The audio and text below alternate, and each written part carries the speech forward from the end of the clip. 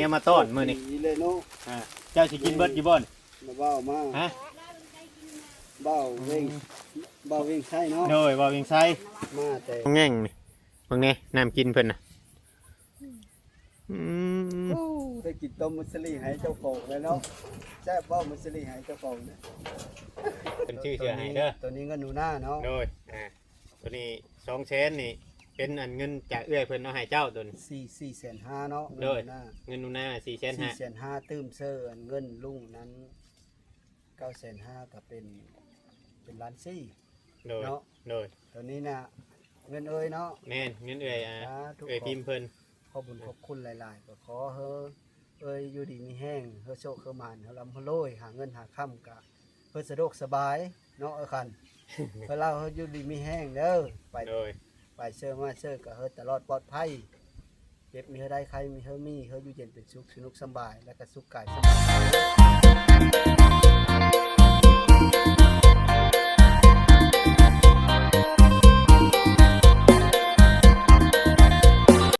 ายสบายดีพี่น้องเลยสบายดี FC สบายดีหมู่เพื่อนน้องเพียงเนาะแม่ FC ที่หักเพลงผู้ใหญ่แม่ใหญ่น้องเพียงเนาะอยู่ทางภายในประเทศทางต่างประเทศพี่น้อง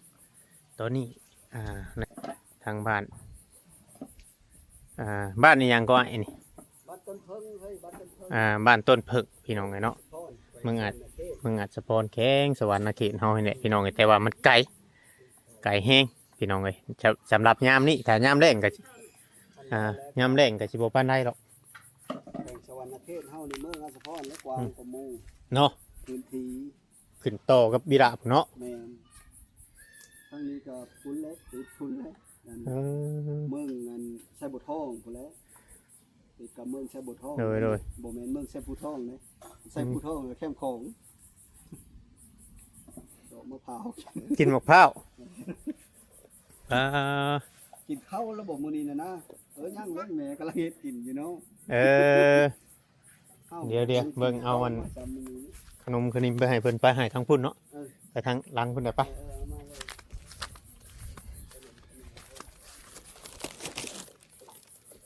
เนาะไปเบิ่งกันว่าซื้อขนมกับนี่ครับมันนั้นถ้าว่าซื้อไข่มาก็คือสิบ่รอดยันแตกไปเบิ่งทางคักแตะนั่นแหละไข่แตะไข่มาบ่รอดมาพี่ครับเอาซื้อไข่ซื้อมาเฮาบ่แล้วเราก็ได้ส่งขายแล้วเราก็ซื้อส่งแล้วก็ขายแล้วบ่แม่นได้มีคนมาซื้อแล้วเราห้อยไว้ซื้อๆนะห้อยไว้ในเฮือนเรานี่บ่แล้วก็เราก็หา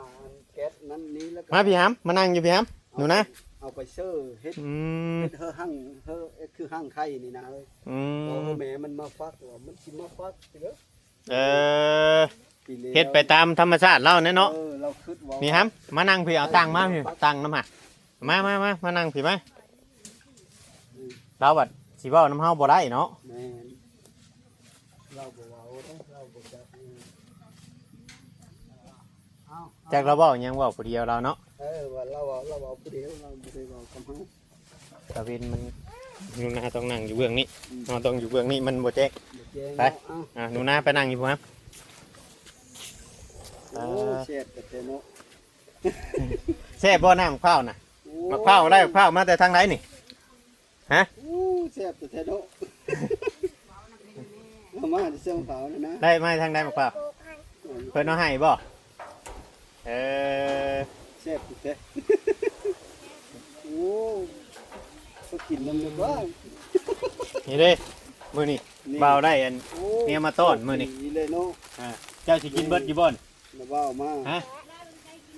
เบาเวงใช่เนาะโดยเบาเวงไสมาแต่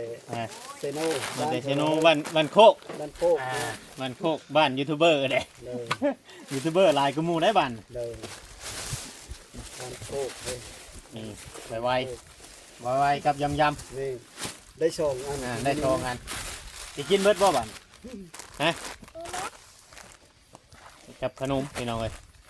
จักสิชื่ออีหยังแต่ไรได้หลายแนวดีใจบ่มื้อนี้ฮะ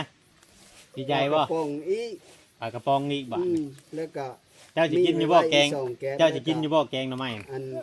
บ่กินเด้อบ้านนี่ เจ้าสิกินหยังบัดนี่ โอ้ยดีใจน้ำหนูหน้าเด้อพี่น้อง บ่ครับ ค่อยกะเงินที่ลุงพ่นฝากไว้น้ำค่อยนี่ก็ยัง950,000ก็ค่อยก็เก็บไว้สักก้อนเพราะว่ามีอันนาบ่าวเพิ่นมาแต่บ้านโคกแล้วเนาะ โดย เพิ่น อ่า เพิ่นซื้อมาเฮอแล้วก็มันหลายแล้วเฮาก็เก็บไว้สักก้อนบัดบ่มีจังซื้อ แม่นแต่เจ้าได้เข้ามาเรื่อยนะได้เที่ยว แม่น ได้เที่ยวมาเบิ่งมาหยังเพิ่นเรื่อยแบบว่าบัดมีแหละจังซื้อมาให้เพิ่นแบบนี้นะมันใครเนี่ยได้ดำ เฮ้ยน้ำมัน เก้าลัก10ลักนี่ป๊อดเตอะ โอ้เอาคักแต่นะ เอาคักก็ดีอันนี้ทันจนเบิดอันนี้เนาะ หมดแล้วบ่อ้าวของเฮา เอาอีก โอ้ยน่าแซ่บสิก เออ นะ คักแน่ดิ กินน้ำมะพร้าวอิ่มแล้วก็กินขนมบานนี่ก็น่ามาเบ้า ไปทางใดบัดฮะเอาไว้เอาไปไว้ เอาไว้เซ เอาไว้แล้วจังมานั่งพี่ดามเด้อเออเราก็สิบ่ค่อยเว้าเก่งปานใดดอกเนาะ เราอยู่ แต่แบบว่าคำลึงนะเนาะ นี่ นั่งลงครับ ง่ายแต่เก้าเต็กมีเว้าจักดีเว้า บ่ ขาเฮามานี่แหละเนาะ เออลึงเพิ่นชื่อหยังเพิ่นนี่ บ้าง ว่าวหยัง บ่เพิ่นน่ะแม่ ว่าวหยังก็ บ่มนบ่มนซ้อ ว่าวบุญโชว์ว่าวนะแม่ บ้าบุญช่อ เออดีใจบ่ได้ขนมได้ของต้นนี่ บ่มนซ้อหรือว่าบ่เป็นขวัญ ดีใจบ่ดีใจ เออขอบมุกขอบใจผู้ใหญ่เพิ่นเป็นบ่ นี่ ฮะ เป็นบ่ เป็นบ่ขอบมุกขอบใจผู้ใหญ่เพิ่นขอบมุกขอบใจบ่เป็น เท้าเฮาผ้าเว้าเพิ่น เออเอ้าอิ่มน้ำมะพร้าวบานนี่เอาแล้วบานนี่เออเด้อกินข้าวกับหยังมื้อนี้น่ะตอนเช้าน่ะ เออ เข้ากับ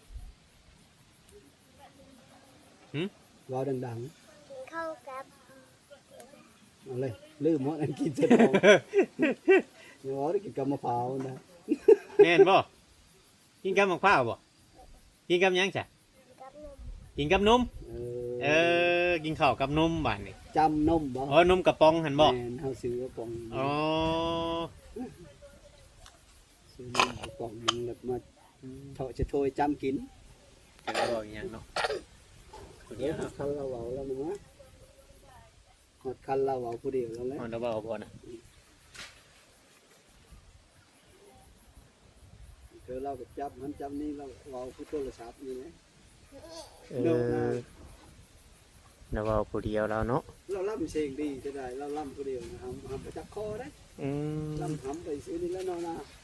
จับเลยเด้ ก็คือเราอ่านหนังเสกหนังชื่อได้เบิ่ง อืม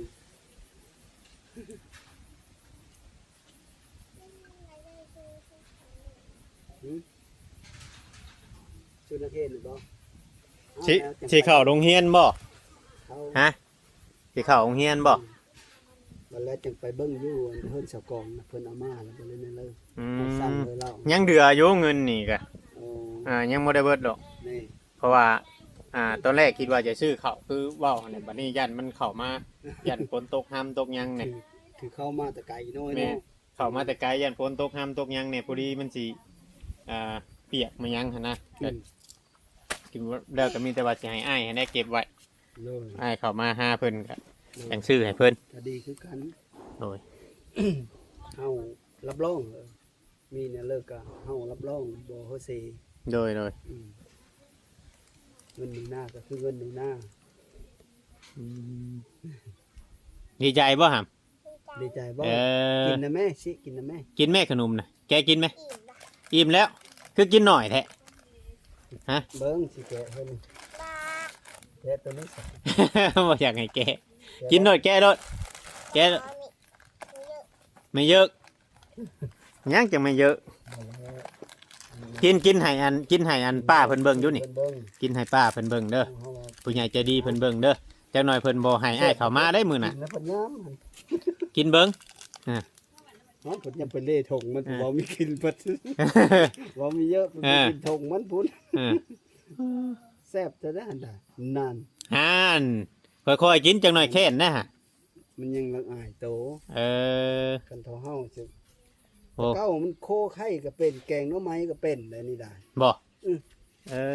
อ กันเฮาผ้าเฮ็ดดังไฟดังเพลิงตามเขาเบอร์เซอร์ผู้เดียวปีแล้วนี่ กลับมาหลายคนแห่งสิย่านได้นี่เนาะ แม่นหลายคนมียาน โอ้ย ทำบ่ ครับ เฮ็ด เป็น ตัวยานได้น่าไอ้เด้อ คำเป็นยามแรกนี่ห่วยคำว่าพาทีมงานเข้ามาเบัดกุคนนี่เต็มเบิดแล้วแถวนี่ คำเป็นยามแรก เออ อั อั นนี้ยามนี่ ทีมงานหลายคนน้อยเนาะ 8-9 คนนี่แหละ เออ มาคบกันเบิดนะ แซ่บบ่นี่ยามเลยเด้ปะยามเลย แซ่บบ่ฮะเออนะพี่น้องไปสิมานั่งชั้นน้องเพิ่นก่อนถือว่าทางเอื้อยพิมพ์เนาะผู้เพิ่นฝากเงินมานี่เอ้ยหางไอ้แพงนี่แหละพี่น้องเลยเนาะก็เป็นสะพานบุญให้เพิ่นตลอดอยู่ดอก เริ่ม เพิ่นเห็นคลิปก็โดนแล้วเพิ่นว่าคือบ่เห็นในอันช่องอื่นๆเพิ่นคิดว่ามันใกล้บ่คือมันไกลหั่นนะ ทางบ่เวียงก็เลยทักไปถามทางไอ้มุนเพิ่นเนาะเพิ่นก็ว่า เคยมีคนมาเฮ็ดเฮือนอยู่นี้เนาะ เลย เฮือนไผก็จะบ่อน เอาไอ้บุญเด้ อันเฮือนผู้ถึกเฮ็ดหั่นนะ นางเต้น เฮือนน้องเต้น อยู่มงหนังแหละ เฮือนน้องเต้นเนาะ แม่นเพิ่นนางเต้น เฮือนน้องเต้นทางชาวบ้านมาเพิ่นมาเฮ็ด เลย พี่น้องบ่เวียงก็คือเลยคิดว่ามันสิบ่ไกลปานใดนะ คือว่าคิดว่ามันสิบ่ไกลปานใดบัดมาได้วก็ถ้าเป็นยามแรงก็สิบ่ปานใดหน่อยเนาะ เลยแม่น ไปมายามนี่แบบทำได้ไปร่องได้ก็ไปร่องนั่นนะพี่น้องถนนหนทางนะ มันเธอเข้าไปบ่ถึงล้มกับพลาด แม่นแล้วก็เลยเข้ามาในเพิ่นกับฝากเงิน น้ำดีกว่า ไปกินน้ำบ่ครับ กินน้ำนี่ ไปกินเอาเบิ่งน้ำกินเพิ่นก่อนเบิ่งน้ำกินเพิ่นก่อนว่าเด็กน้อยพี่น้องเอที่ต้องเข้าใจนะโอ้พี่น้องเอ้ย ต้มมัสลีเลยเด้บ่า กินครับน้ำมาแต่ใช้น้ำนี่น้ำก๊อกนี่บ่ น้ำมันนั่นแหละน้ำบาดาลนั่นแหละ บ่ได้ต้มอะไรยังเนาะจวดเลยเนาะ มันต้มเลย จวดเลยมีได้อันนี้กะมีแต่แมงเงินแมงทักแท แม่งตะแต่แม่งงงแง่ง แมงงองแง่งนี่บางแน่น้ำกินเพิ่นน่ะอืม โอ้ได้กินต้มมัสลีให้เจ้าของแล้วเนาะแซ่บบ่มัสลีให้เจ้าของเนี่ย ให้เราเองบ่ ให้เราเองแล้ว เราไปทางบ่ แล้วว่าเขาขายรูปบ่ไม้แล้วเราไปซื้อเอา เออกิน แซ่บบ่ แซ่บ อ๋อตัวเบิ่งมัสลีได้นะมัสลีให้เราเองนะ ไปนั่งผู้น้ำลูกผู้ไป ให้เราต่อ ไปนั่งน้ำลูกผู้ไปเอา ให้เราดูเด็กน้อยนะนะ นี่นั่งอยู่นี่นั่งน้ำลูกนี่นี่คอยซื้อมาให้นี่นั่งน้ำลูกนี่ฮะ นางแห้งกันนะครับ นั่งเฮียงกันอยู่ นางแห้งกัน นั่งใกล้ๆกันเนอะนั่งใกล้ๆกับลูกฮะ เสื้อหนูหน้าได้ เออ เขาเสื้อหนูหน้าได้เขาเพิ่นมอบเพิ่นนั้นเพื่อจุเจ้าได้อันอยูนกินนี่มีปลากระป๋องแพ็คหนึงแล้วก็อัน มาม่าสองเนาะ สองแพ็คไว้ๆเนาะ แมนไว้กับยำ ยำ กับมันขนม กับขนมสอง โดย สองก้อนอะไร สองถุง ขนมสองซบว่าอย่างไงแมนขนมสองซบพี่น้องเลย อืม ทั้งเอ้ยเพิ่นผากเงินมาอยู่ เออ 3,000 เออ เดี๋ยวร้านเขาหักไปสิยังเดืออยู่2,900เดี๋ยวเพิ่นให้ค่าน้ำมันเฮาน่ะ1,000 เดิน ให้ค่าน้ำมันบ่เวียงน่ะ1,000 เดิน แล้วก็ยังเดือ1,900เงินน่ะเดี๋ยวก็มาซื้อเครื่องบัดนี้มาซื้อเครื่องแต่เงินยังเดืออยู่4,500,000เดือน เดิน จากนี้จากชื่อเครื่องแล้ว เดิน เดี๋ยวเพิ่นให้ทั้งง่ายมุ่นนี่200,000นะเงินที่ยังเดืออยู่4,500,000 สาธุขอขอบ โดย บุญขอบคุณหลายๆ ที่ยืนมือเขามาซอยเลย โดย อันครอบครัวไอ้ขันนี้กับหนู เอื้อยขันเนาะ แม่น เอื้อยคันอายุเพิ่น อายุ อายุเท่าไรเอื้อยคันอายุเจ้าน่ะ เท่าถามไปแล้วนี่ ฮะจักปะเอบ่ฮู้จักบ่ปะเอปะเอคนรักสะหกน่ะฮู้จักบ่คำเราเห็นหูหรือจะหูไปจังเนาะ จังหวะ ได้ยินนั่นทางเอื้อยเพิ่นว่าเราฮู้จักกันอยู่ โอ้46 46เด็กเชื้อบาทนี่ ถามตอนนั้นผมเอา51บ้านนี้ก็ลุ้นลงมาจักปีนี่ลุ้นลงมา7 ปีผมว่า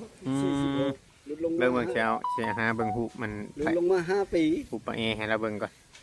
คำว่าสิมีบ่นำจะว่าลงดบมันก็แล้วจ้ะ น้อยก็เฮาแล้วเฮาสิเอิ้นเอ้ยตั้งแต่ปีแล้วนี่เฮา48แล้วแล้วลุดเฮา2 ปีบาดนี้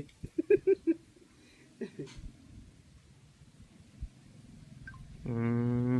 46แล้วว่ะเนาะเจ้าคิดว่าเราสิอยู่หมู่ใดเจ้าวะ อายุแล้วนี่บ่ แม่น 50แล้ว สิอยู่หมู่50เนาะ 51สำเราเว้านะก็มงนี่ก็คือเพราะว่าผู้เราน่ะเท่าเท่าใดเหอะ เจ้าฮู้จักอยู่บ่คนในรูปนี่เอ้ยฮู้บ่ เรา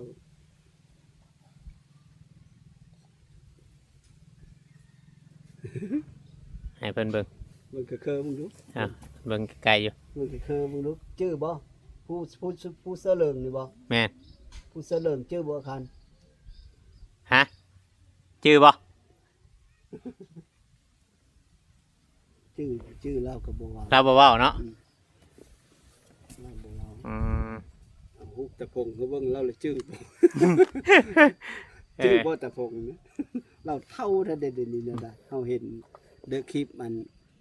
ของอันพอวัน คนอยู่ไส เชโนนั่นแหละบ้านแถวนี้นะตามเบิ่งนี่นะเฮาก็บ่จากบ้าน แต่ เรา ว่า จอมแจ้งบ้านนี้นะ โอ้ยันอยู่รักษาหกที่ว่าเขาเจ้าไปถ่ายเราอยากกินเหล้ากินหยังบ่ แม่น โอ้ยอยู่รักษาหกขนาดอยู่ใกล้กันนี่แหละครับมันนี่ อันแน่นอนบ่จะเฮา แม่ พอวัน ยกมือขึ้นนะ อืม ใช่ขอบคุณทั้งอัน แม่ แม่พิมพ์เพิ่นนี่ เพิ่นพาเว้าละเว้า เปล่าน้ำเด้อ เฮา ขอบใจเด้ออันแม่พิมพ์เอ้ย ยำเฮาได้เอาคันยำเฮาไปยำมือ อ่า ใส่ ที่ เพิ่น ว่า ได้ ซื้อมีกับซื้อขนมซื้อปลากระป๋องให้ร้าน เว้าสั้นๆเฮ้ยตัวเว้ายาวโพด ซื้อมีกับซื้อปลากระป๋องให้ร้าน ซีนี่ กับซื้อปลากระป๋องให้ร้าน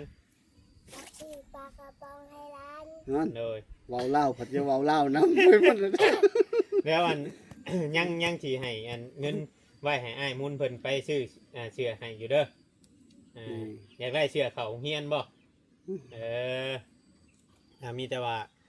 ขอมุกขอบใจทั้งเตยพิมพ์เนาะให้บ่เวียงเป็นสะพานบุญอีกในเทอนี้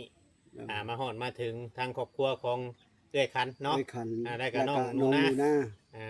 ขอให้เอื้อยอยู่ดีมีแห้งปราศจากโรคภัยไข้เจ็บทั้งหลายทั้งปวงทำงานการอย่างก็ขอให้เจริญรุ่งเรืองในหน้าที่การงานเด้อเด้อเนาะความเจ็บบ่ให้ได้ความไข้บ่ให้มีขอให้มีแต่ความสุขความเจริญ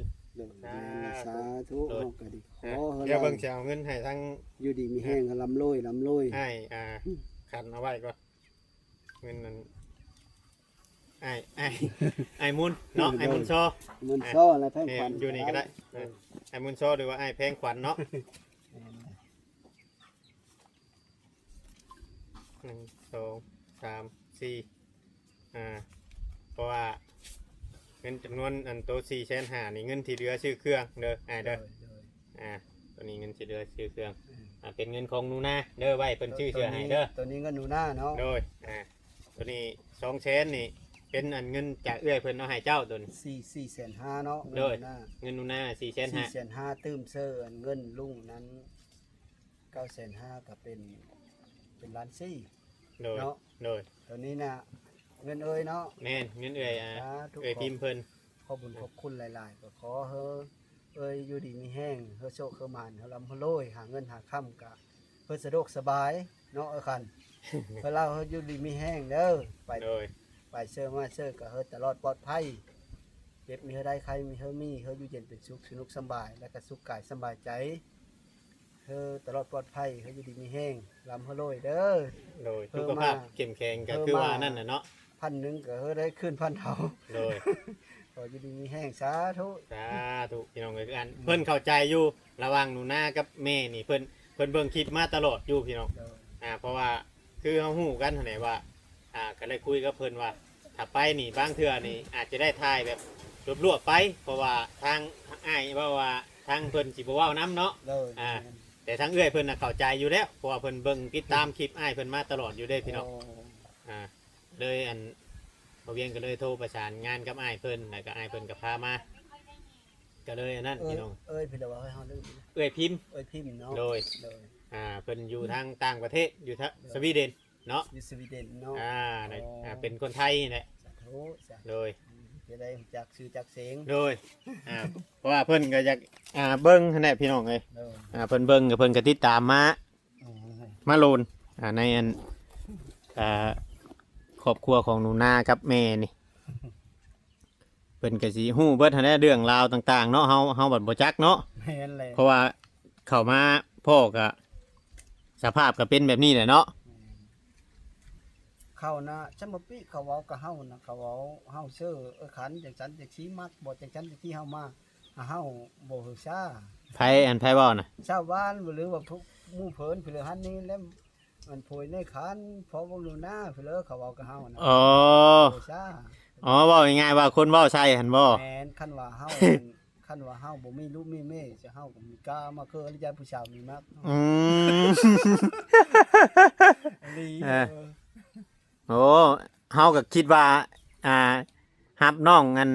หนูนานี่เป็นลูกบุญธรรมมาซื้อเฮาบ่ได้คิดแนวอื่นเนาะ เฮา อยากเลี้ยงเด็กน้อยให้มันใหญ่นี่แหละพาพ่อแม่ สงสาร พี่น้องป้าลุงเพิ่น เฮามีแม่นเฮาบ่มาแล้วบ่เฮาปะเขาน่ะบ่ เลย ความตั้งใจของเฮาน่ะแม้นเฮาสิบ่มาเป็นเดินก็ตาม แต่ว่ามีมือหนึงเฮาสิมาอยู่เฮาสิเอาหนูหน้านี่ไปโบสถ์เฮาได้นะบัดมันเยอะนี่นะ เลย เฮาสิเอาไปเฮาเฮ็นกับเฮานี่แหละเฮาเฮ็นก็ดี อืม แล้วมันเยอะกว่านี้แหละเฮาสิเอาไปโบสถ์ เนาะ แม่ ให้อยู่นำครูบาอาจารย์เพิ่นผู้เนาะเอาเราคือให้อัน เรา ฮะ เราดีใจแต่ว่า เราดีใจได้อันนี้นะ นั่น เราดีใจเฮ้ย ดีใจ โอ้น้ำตาไหลได้เรา เราดีใจ เราดีใจ ดีใจมีผู้มาหาบ่เอ้ย ผู้มาเฮ็ดเฮิรนเฮาเจ้าคัน เจ้าอยากไล่อยู่บ่เฮือนงามน่ะฮะ มีผู้เฮ็ดเฮิรนเฮาเจ้า เจ้าอยากไล่อยู่บ่เฮือนงามคะแนนอย่าไปมั่างเด้เฮ็ดเฮือนงามให้แหละ เจ้าอย่าหมางเลยเด้อคันเฮ็ดเฮิรนงามเพิ่นมีเจ้าอย่าหมางเลยเด้อเจ้าน้อยพอสิพา บ่คำเฮาใส่แบบ ใจดีเพิ่นมา พาอันแป้นชะดงเชอร่าเราให้เฮ้ย เพิ่นอยู่ประเทศนอกพุ่นเพิ่นมี อืม เพิ่นมีเคยมาจากเธอ แก้ให้แม่กินครับกิน นั่นแหละคนไหนกิน อืม เข้ากับเพิ่นยังสิฟ้ามาเฮอสักหน่อยนี่ก็เอาเข้ามาเฮอแล้วก็มาเฮ็ดเฮิรนเฮอก็มันทางแห้งได้สักหน้อยสัก2-3 มื้อ4-5 มื้ออาทิตย์หนึงบ่ลืมในเรื่องนี้แหละเฮาก็ไม่ได้เว้าไปเรื่อยๆเด้อเพราะว่าตอนนี้ก็ยังหาอยู่นะยังหาไม้หาโต๊ะอยู่ ดิ้งดิ้ง เจ้ารอดท่าคะแนนเฮ็ดเฮิรนเฮอแล้วเจ้าอย่าหมางเลยเด้อ อย่ามั่างได้กับเปิดเฮ็ดเฮือนให้น่ะ เออ แล้วบ่มั่างดอกมันจำมุนเฮาเฮ็ดคักกะ เออ อันนี้มันเป็นตายเราดึงบ่กอกๆแก๊ก นั่นแหละ ๆเขาเฮ็ดผ้าไม่ปอกไม่เป็นมันนามันเนี่ยมันนาจะดีจังว่าเราสิบ่นั่นไป นั่นเด้อ อืม เราก็จนให้เราซึ้งน้ เราซึ่งนำนั่น ำซึ้งอีแล้วบาทนี่ บ่ง่ายๆว่าสมมุติว่าคำเฮาสิซื้อมาหลายนู่นนั่นนี่ก็คือเว้าหั่นแหละเนาะ ทางเนี้ย ทางก็ยาก อืม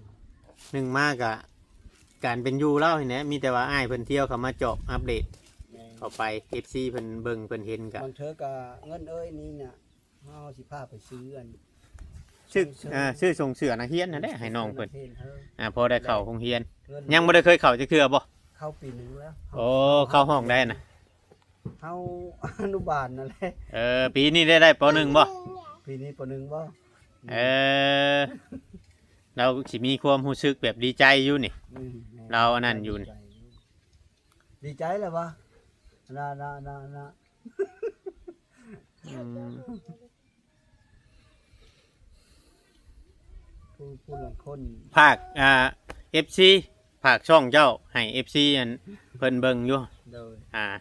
ก็เฮาก็เฮ็ดโทรไปนะคลิปก็ดีขอพระสองในเด้อพี่น้อง โดย ขอพระสองเบ้ามนต์ซ้อเสียงผู้ไทย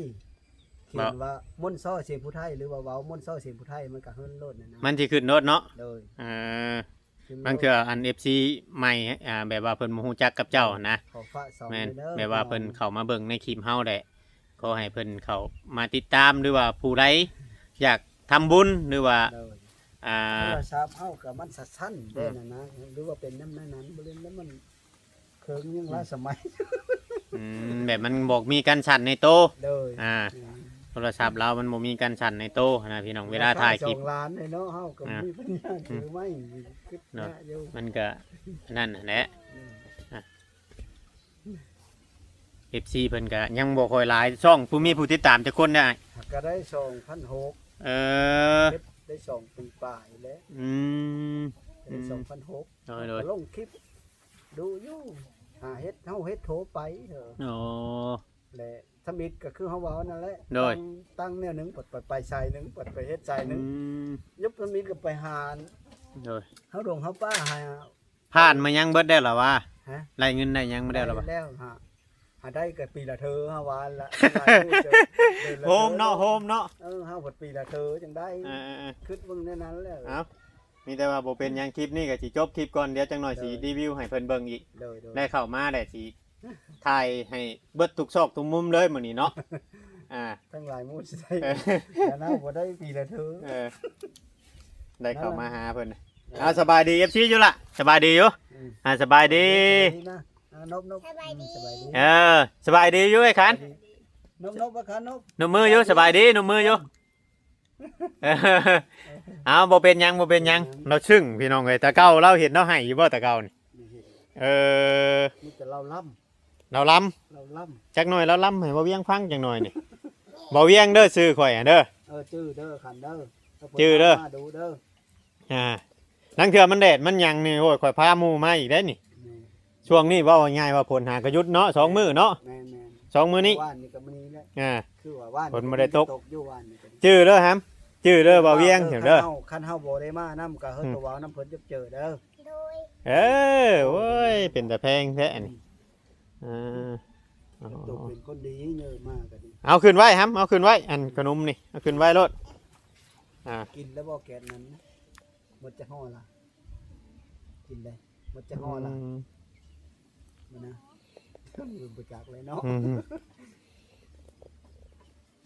เนี่ยเชื่อธงขายเด้อว่าละอาหารถุงนี่มาเชื่อแล้วก็ห้อยอีตวนตินี่เด้อผมมาซื้อเราเอ็ดนี่นะ เออแบบว่าเราเห็นเครื่องเนี่ยเราคือจากใจเราคือจากทายอยากยังขนาดเนาะ เฮ็ดคืออาหาร จับดีครับจับอะไรบ่เบิ่งเบาเสียงเอาไปให้ ไป เอ้าซื้อนะแม่นะแม่ ซึ่งนะเราซึ่งนี่ได้ไว้นี่ไว้นี่พี่น้องเอ้ยจักกี่อย่างนี้ได้ผู้เราซึ่งแฮงนั่งเจ็ดน้ำตาง่วยๆผู้เตอหาก็เห็นเราซึ่งไอ้มุนว่ะหาก็เห็นนั่นทั้งเอ้ยขันซึ่งบัดนี้กับบัดนึงพี่น้องเอ้ย ต้องเฮามาถ่ายก็บ่เห็นเราให้นำเฮาบ่บ่เป็น จักว่าเราจื้อหูบผู้ข่อยเอาให้เราเบิ่งมาจังเนาะแต่เราบ่เว้าเนาะ อย่างนึงก็เล่า เราจื้อเพราะว่าไอ้พิมพ์เราเว้าอยู่เราฮู้จักกันอยู่นี่คำให้ป้าเอเบิ่งหูบของเอ้ยคันนี่ป้าเอต้องฮู้ โอ้ เดี๋ยวคาบ่เวียงเมื่อเนี่ยบ่เวียงสิอันแวะหาป้าเอ ทำมาถ่ายแต่เก้าเล่าไม่ได้ให้ เอาพี่น้องคลิปนี้ก็สิขอจบคลิปก่อนเด้อพี่น้องผิดพลาดก็ต้องกราบขอโทษขออภัยคนอื่นเฮาก็ขอบุญขอบคุณทางไอ้พิมพ์เด้อเนาะที่ว่าให้บ่เวียงเป็นสะพานบุญเนาะเอ้ยหางเอ้ยแพงเพิ่นอยู่ทางสวีเดนพี่น้องเนาะเพิ่นเป็นสะพานบุญมาตั้งแต่พุ่นแหละเพื่อนเที่ยงไห้เที่ยงหน้าของเขาแม่ป่าประสบประเสริฐพุ่นแหละพี่น้องเอ้ยจังใดก็ติดตามรับชมเดี๋ยวบ่เวียงสิถ้ามันเดดมันยังก็เฮาฮู้จักทางจังยังแล้วก็ขับมากับสิโทรหาอ้ายเพิ่นคือเก่าเนี่ยเขามาถ่ายนำกันช่วยกันให้มันดีขึ้นกว่านี้ว่าง่ายๆใช่พี่น้องเลยให้มันดีขึ้นกว่านี้เพื่อนของเพิ่นนะเพราะว่าสายบุญยังบ่มาฮอดยังบ่มาฮอดยังบ่มาเห็นบุญยังบ่ถึงพี่น้องเนาะบางเทื่อกับบุญของน้องนูนานี่อาจสิดึงขึ้นมาเนาะเพียงเนาะถ้าแม่ใจดีหรือว่า FC ผู้ใดเพิ่นเบิ่งเพิ่นชมหรือว่าเพิ่นติดตามคลิปอยากช่วยเหลือหักแต่ว่าบ่ฮู้หรือว่ายังบ่จักคมเฮ็ดหรือว่าแนวไรก็จังคอยติดต่อมาได้ประสานงานกันกับเฮาก็สิประสานงานกับอ้ายเพิ่นอีกคือเก่าพี่น้องเนาะสำหรับคลิปนี้ก็กล่าวคำว่าสบายดีพี่น้องเอ้ยเนาะ